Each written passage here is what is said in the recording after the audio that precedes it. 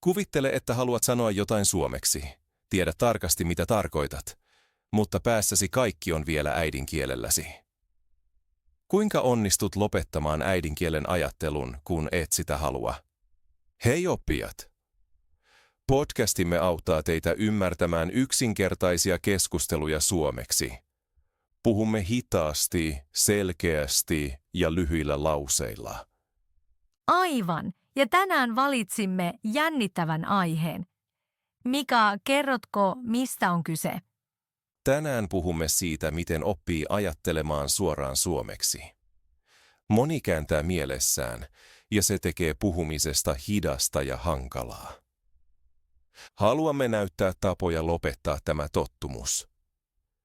Se kuulostaa täydelliseltä, koska ajattelen usein ensin englanniksi. Kieleni odottaa, kun aivoni etsivät sanoja.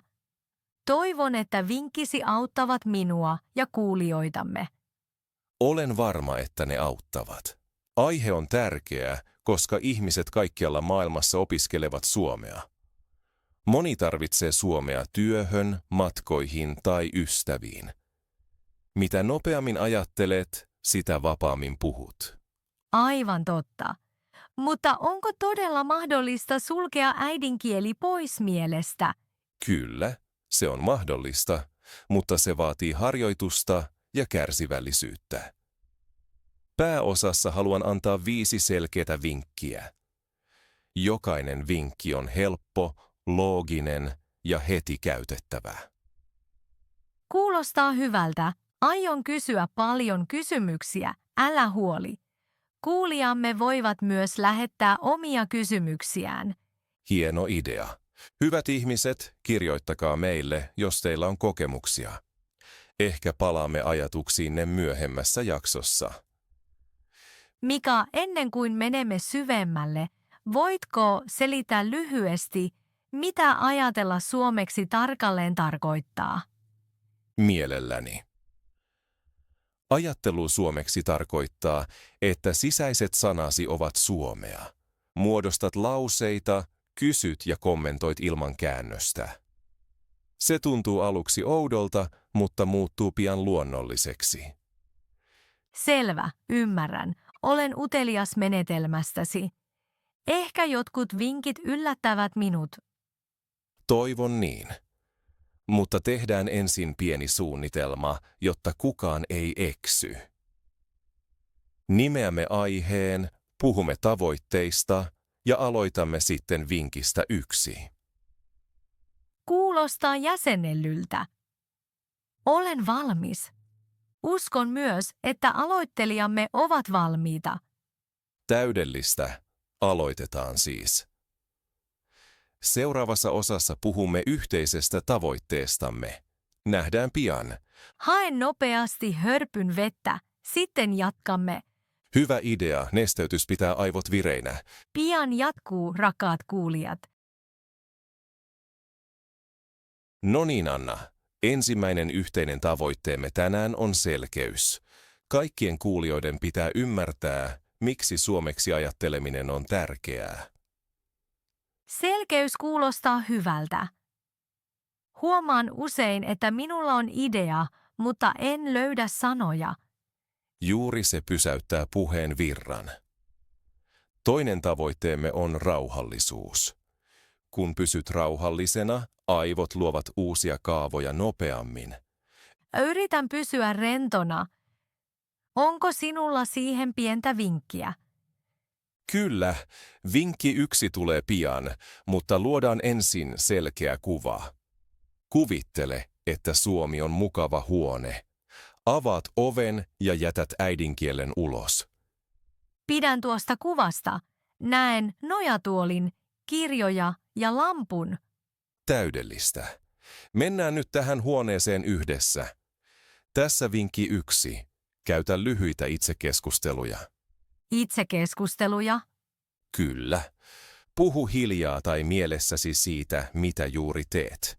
Esimerkiksi, avaan ikkunan, nyt tulee raikasta ilmaa. Se kuulostaa helpolta. Juuri niin, helppo on hyvä. Tärkeää on, ettet käännä mielessäsi. Älä sano ensin window ja etsi sitten suomen sanaa. Ymmärretty. Entä jos oikea sana puuttuu? Silloin kuvaile sitä. Sano vaikka lasijuttu, josta näkee ikkunan sijaan. Näin pysyt suomen kielen tilassa ja vältät stop-merkin päässä. Se on hauskaa, mutta hyödyllistä. Uskon, että kuulijamme voivat kokeilla sitä heti. Ehdottomasti. Kokeilkaa nyt heti jollain esineellä pöydällänne. Kuvaile sitä kääntämättä. Näen mukini. Se on sininen, suuri ja täynnä kahvia. Täydellistä juuri noin. Vinkki 2 tulee pian, mutta ensin lyhyt huomio säännöllisyydestä. Säännöllisyys on aina ongelmani. Tiedän. Aseta 3 tarkkaa hetkeä päivään mini-itsekeskusteluille. Aamu, päivä ja ilta ovat klassiset. Laita hälytys, kunnes siitä tulee tapa.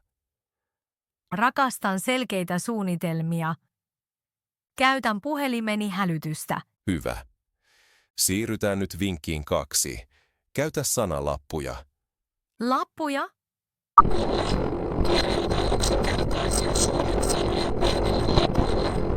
Liimaa ne esineisiin kotonasi. Aina ohittaessasi aivosi lukevat sanan. Tiedän tämän lapsilta, jotka kirjoittavat ovi tai tuoli kaikkialle. Aivan. Se toimii myös aikuisilla. Näet sanan 100 kertaa ja lopulta et enää ajattele käännöstä. Pidän tästä ideasta. Keittiöstäni tulee siis pian pieni sanakirja. Hieno juttu. Vinkki. Vaihda laput 2 viikon välein. Näin aivot pysyvät uteliaina. Kuulostaa loogiselta. Entä jos vieraat tulevat ja pitävät lappuja outoina? Selität ylpeänä harjoittelevasi suomea. Ehkä he oppivat samalla. Haha, hyvä idea. Meillä on siis itse keskustelut ja laput. Olen jo motivoituneempi. Se ilahduttaa minua. Ennen vinkkiä 3 haluan tehdä pienen harjoituksen. Oi kiva, millainen harjoitus. Kuvaillaan hetki yhdessä ajattelematta englantia. Aloitan. Istun, puhun, hengitän rauhassa. Kuuntelen, nyökkään, pidän mukiani. Hyvä, siinä oli harjoitus. Huomaatteko, rakkaat kuulijat, kuinka helppoa se voi olla? Huomaan sen nyt selkeämmin kuin ennen. Hienoa. Parin minuutin kuluttua esittelemme vinkin 3, mutta ensin hengitetään hetki. Hyvä idea. Syvä hengitys auttaa aina. Okei, syvään sisään, ulos, ja jatkamme pian lisää käytännön nikseillä. Olen valmis ja kuulijamme varmasti myös. Mahtavaa. Pysykää mukana, seuraava työkalu käyttää musiikkia ja on hauska. Oi, kuulostaa jännittävältä. Mika, Kyllä, mutta siitä lisää pian. Lyhyt tauko ei englantia mielessä. yritän oikeasti. Lasken nyt hiljaa suomeksi. 1, 2, 3. Täydellistä. Tavoiteosio päättyy tähän. Seuraavassa osassa syvennymme menetelmiin. Odotan sitä innolla. Nähdään pian, oppiystävät. Pian jatkuu. Käyttäkää tauko katsomalla esinettä ja kuvailemalla se mielessä kokonaan suomeksi. Voitte kuvata vaikka puhelimenne, kynänne tai avaimenne. Näin alkaa suomenkielinen ajattelunne. Tervetuloa takaisin, Anna, ja tervetuloa takaisin, rakkaat kuulijat. Hei taas, olen valmis vinkkiin 3. Hienoa. Vinkki 3 käyttää musiikkia. Kuuntele joka päivä suomenkielinen laulu. Valitse yksinkertaiset sanat, ehkä lastenlaulu tai hidas popkappale. Miksi musiikki auttaa ajattelussa? Musiikki toistaa sanat rytmisesti. Aivosi tallentavat melodian ja äänen yhdessä. Näin muistat lauseet ilman tietoista opiskelua. Kuulostaa loogiselta. Onko sinulla esimerkkiä? Kyllä. Ota laulu Aurinko nousee, kertosäe. Herään nyt, nauran ääneen. Laula mukana kovaa. Et silloin mieti käännöstä, vain ääntä. Ymmärrän. Voin laulaa ruoanlaiton aikana. Juuri niin. Muutaman päivän kuluttua säkeet ilmestyvät päähän yllättäen. Silloin ajattelen automaattisesti suomea. Aivan. Vielä yksi niksi. Lue sanoitus kerran ääneen. Kiinnitä huomiota ääntämiseen. Älä kielioppiin. Selvä, voin tehdä sen heti. Hyvä. Nyt vinkki 4. Shadowing. Shadowing kuulostaa salaperäiseltä. Se tarkoittaa toistamista. Kuuntelet lyhyen äänen ja puhut heti perässä. Kopioit äänen, rytmin ja painotuksen. Kuinka pitkän pätkän pitäisi olla? Aluksi vain 10 sekuntia. Yksi lyhyt lause riittää. Esimerkiksi, menen tänään puistoon. Siis kuuntelen lauseen ja sanon sen heti perässä. Kyllä, ilman taukoa. Käytä samaa sävyä. Pelkään tekeväni virheitä. Virheet ovat sallittuja. Tärkeä on virtaus. Täydellisyys tulee myöhemmin. Hyvä, tee niin. Vinkki. Äänitä itsesi puhelimella. Sitten kuulet äänesi ja voit tehdä pieniä korjauksia. Kuulostaa hyödylliseltä, vaikka ääneni tuntuu oudolta. Kaikista tuntuu aluksi samalta. Sitten se on normaalia. Kuinka usein minun pitäisi harjoitella shadowingia? 3 kertaa viikossa 5 minuuttia kerrallaan. Lyhyesti ja keskittyen. Selvä, se onnistuu. Siirrytään vinkkiin 5. Ajatuspäiväkirja. Päiväkirja kirjoitetaan, eikö? Kyllä, mutta tässä kirjoitamme vain avainsanoja. Tavoite on kirjata ajatukset nopeasti suomeksi.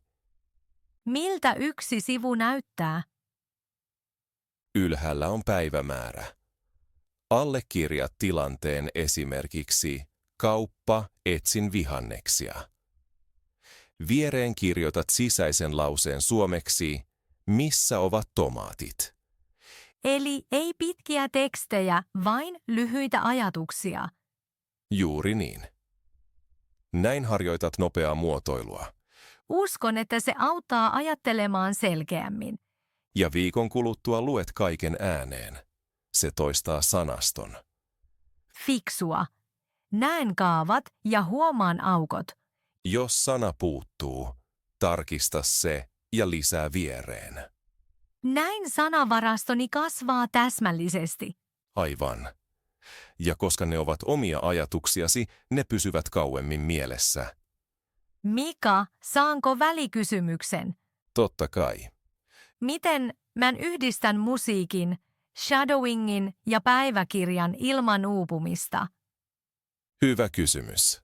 Maanantai musiikki, keskiviikko shadowing, perjantai päiväkirja ääneen. Välissä lyhyet itsekeskustelut ja laput, kuten aiemmin puhuttiin. Siis viikkosuunnitelma. Kyllä. Selkeä suunnitelma vähentää stressiä. Entä jos jollakulla on vähemmän aikaa? Silloin valitaan vain 2 menetelmää. Laatu ennen määrää. Se helpottaa. Voiko harjoitella myös ystävien kanssa? Ehdottomasti. Tavataan verkossa tai puistossa. Valitkaa aihe ja puhukaa 5 minuuttia vain suomea. Entä jos joku luisuu englantiin? Sitten naurette lyhyesti ja palaatte Suomeen. Näin se pysyy ystävällisenä ja tehokkaana. Aivan. Ja motivoitte toisianne. Minulla on vielä yksi idea kuulijoillemme. Ehkä he voivat lähettää meille viikkosuunnitelmansa. Hieno idea. Luemme mielellämme, miten harjoittelette. Ja annamme palautetta myöhemmässä jaksossa. Täydellistä. Vielä yksi kohta. Hyödyntäkää harrastuksenne. Lukekaa lyhyt resepti, jos pidätte ruoanlaitosta. Tai katsokaa suomenkielinen piirustusopastus. Näin yhdistää ilon ja oppimisen. Aivan. Aivot rakastavat mieluisia aiheita. Etsin suomenkielisen leivontavideon. Hienoa. Ja muista puhua mukana ääneen. Juttelen siis kakulleni. Kuulostaa hauskalta. Huumori auttaa aina. Nauru rentouttaa kielen. Mika, tunnen nyt suurta motivaatiota. Se on tavoite. Motivaatio pitää rutiinin elossa. Selitit paljon. Voitko listata 3 uutta vinkkiä lyhyesti? Totta kai. Ensimmäinen, laula musiikin mukana. Toinen, shadowing. 3, ajatuspäiväkirja. Kiitos, se on selkeää. Myöhemmin näytämme, miten edistystä mitataan. Oi, jännittävää. Mutta otetaan ensin hörppyvettä. Hyvä idea. Nesteytys ensin. Nähdään pian, oppiystävät. Pysykää mukana ja ajatelkaa edelleen suomeksi. No niin, Anna. Nyt puhumme siitä, miten edistystä voi mitata. Sitä odotan. Haluan nähdä, toimiiko vaiva. Ensimmäinen ehdotus. Tallenna joka viikko lyhyt video suomeksi. Video. Tunnen oloni kameran edessä vähän epävarmaksi.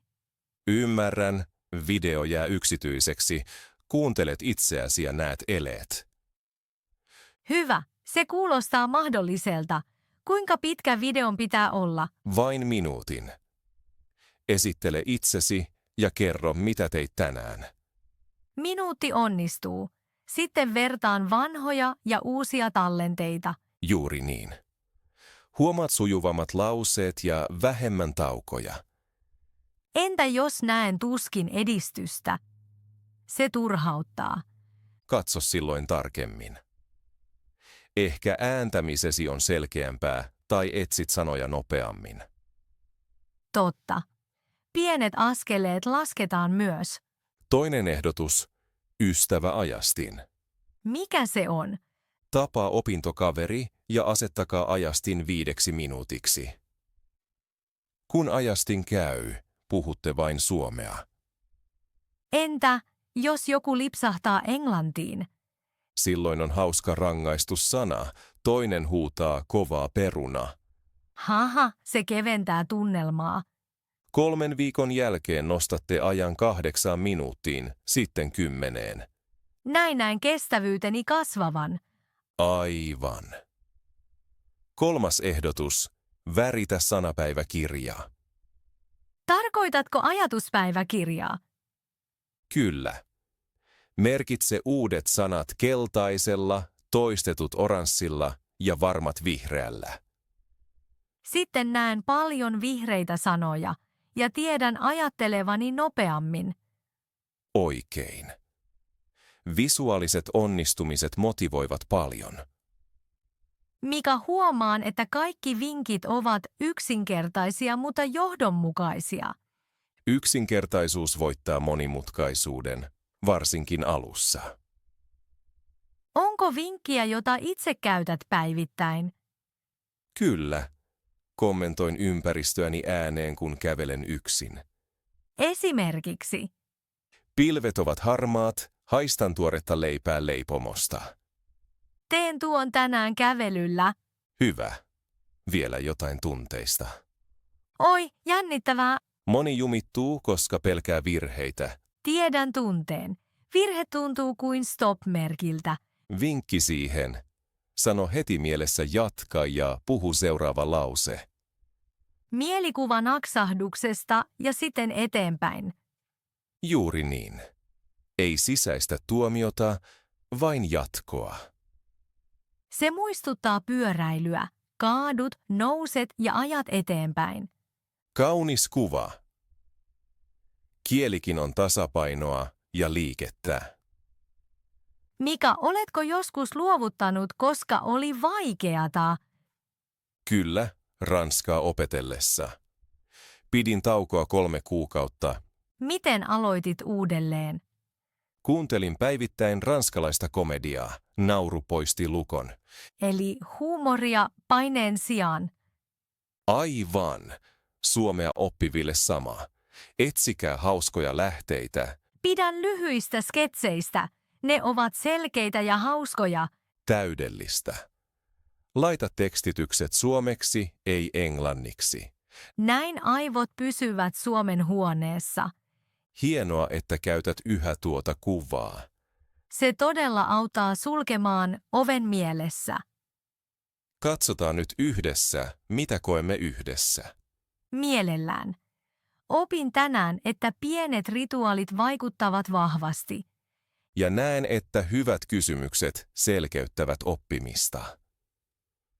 Kuulijamme huomaavat ehkä, että mekin opimme yhä. Totta. Opettaja ja oppija sekoittuvat usein. Haluan testata yhden asian. Asetan ajastimen huomenna aamulla.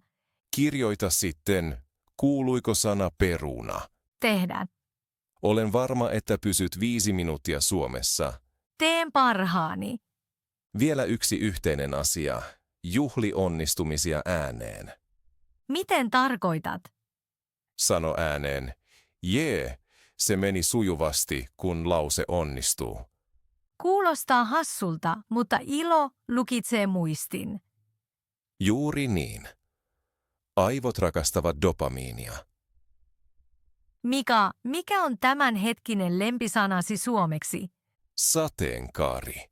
Se kuulostaa pehmeältä ja kimaltaa mielessä. Kaunis, omani on mökki. Se tuntuu lämpimältä.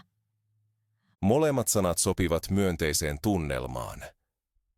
Ehkä pyydämme kuulijoitamme jakamaan oman lempisanansa. Hyvä idea. Kirjoittakaa meille sananne ja miksi pidätte siitä. Näin luomme pienen sanagallerian. Aivan ystävällisen kokoelman kaikille. Mika, tunnen, että lähestymme loppua. Kyllä. Jaoimme paljon vinkkejä ja vertailimme kokemuksia. Tunnen nyt enemmän luottamusta ajatella suoraan suomeksi. Se ilahduttaa minua. Teemmekö vielä pienen lopputestin? Mielellään. Kuvaile 3 lauseella, mitä näet. Näen läppärini, lampun valon ja muistivihkon. Erittäin sujuvaa. Ei epäröintiä. Hyvä merkki. Kiitos. En kääntänyt tietoisesti. Loistavaa. Tämä on hyvä hetki koota yhteen. Kyllä, se kuulostaa sopivalta lopetukselta. Hienoa, siirry siis heti yhteenvetoon. Minusta nyt on hyvä hetki koota kaikki. Saisinko tiivistää lyhyesti, mitä puhuimme tänään? Erittäin mielellään, Anna. Yhteenveto auttaa kuulijoitamme muistamaan vinkit. Ensiksi selitimme, miksi on tärkeää ajatella suoraan suomeksi. Kääntäminen vie aikaa, hidastaa lauseet ja vie äänen tunnun. Sitten tuli vinkki 1. Lyhyet itsekeskustelut arjessa 3 hetkeä päivässä. Vinkki 2 oli värikkäät laput kotona, jotta silmät näkevät suomen sanat jatkuvasti. 3. ehdotit musiikkia. Laulaminen tallentaa lauserytmin ja sanaston sekä nostaa mielialaa. 4. vinkki oli shadowing.